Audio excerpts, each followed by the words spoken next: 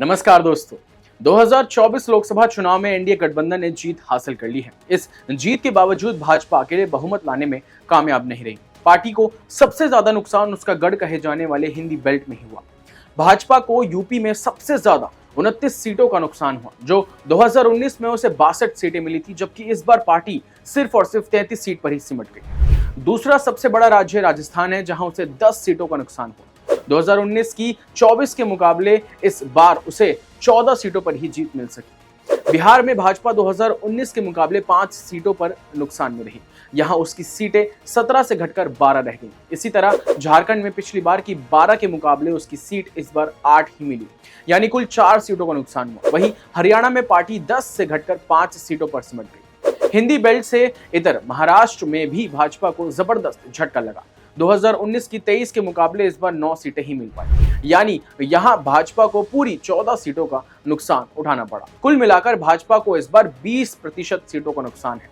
वहीं कांग्रेस को 90% सीटों का फायदा हुआ है। आइए अब बात करते हैं इलेक्शन से जुड़े कुछ ऐसे रोचक तथ्यों यानी कि इंटरेस्टिंग फैक्ट्स के बारे में, जैसे सबसे कम वोटों से कौन जीता, सबसे ज्यादा वोटों से कौन जीता, सबसे यंग सांसद कौन है और सबसे एज्ड सांसद कौन जीता है। आइए आपको बताते हैं। सबसे कम वोटों की बात करें तो इस बार सबसे कम वोटों से मुंबई के नॉर्थ वेस्ट से शिवसेना के रविंद्र दत्ताराम वाइकर हैं, जिन्होंने सिर्फ और सिर्फ 48 वोटों से जीत हासिल करी। अगर अब सबसे ज्यादा वोटों से सीट से जीतने वाले सांसद की बात करें तो इस बार इंदौर से भाजपा के शंकर लालवानी हैं, जिन्होंने 11.75 लाख वोटों से अपनी जीत सुनिश्चित करी। इस बार अगर सबसे युवा सांसद की बात करें तो कौशाम्बी से लड़ रहे सपा के सांसद पुष्पेंद्र सरोज जीते, जिनकी उम्र केवल 25 साल की है। सबसे अमीर सांसद की बात करें तो इस बार डॉक्टर चंद्रशेखर पेमासामी हैं, जो आंध्र प्रदेश के गुंटूर के से खड़े थे, जिनकी संपत्ति लगभग 5,705 करोड़ है। आइए अब उन सीट की बात करते हैं जिन सीट पर घर के रिश्तेदार आमने सामने खड़े थे। जैसे शरद पवार की बेटी सुप्रिया सुले अजीत पवार की पत्नी सुनेत्रा से जीती।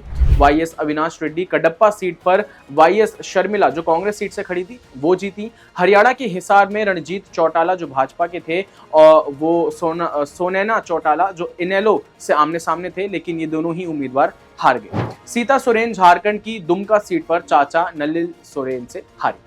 आइए बात करते हैं उन लोगों की जो अपने परिवार की विरासत के लिए चुनावी मैदान में उतरे थे और उनका जनता को कितना भरोसा दिखा। नई दिल्ली सीट से पूर्व केंद्रीय मंत्री सुषमा स्वराज की बेटी बांसुरी स्वराज जीती। डायमंड हार्बर से ममता बनर्जी के भतीजे अभिषेक बनर्जी 7 लाख वोटों से जीते। रोहतक से पूर्व सीएम भूपेंद्र हुड्डा के बेटे दीपेंद्र हुड्डा 3 लाख वोटों से जीते।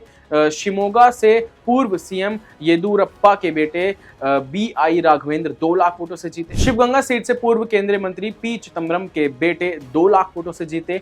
पटना साहिब से पूर्व लोकसभा स्पीकर मीरा कुमार के बेटे अंशुल हार गए। सिंहभूम से पूर्व सीएम मधु कोड़ा की पत्नी गीता जोभा मांझी से हारी। और गुलबर्गा यानी कि कर्नाटक की जो कांग्रेस की सीट थी, मल्लिकार्जुन खड़गे के दामाद राधाकृष्ण जीते।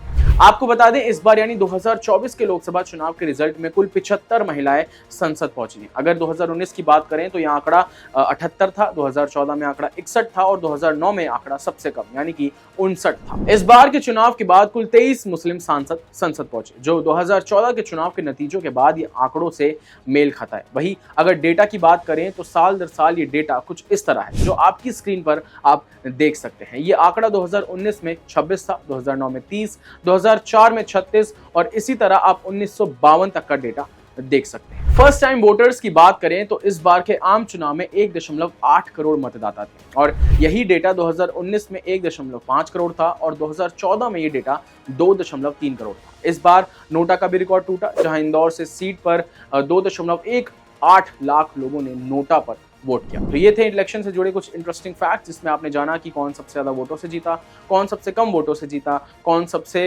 यंग MP बना और इस बार कितनी महिलाएं सांसद में पहुंची। अभी के लिए फिलहाल बस इतना ही, मुझे दीजिए इजाजत।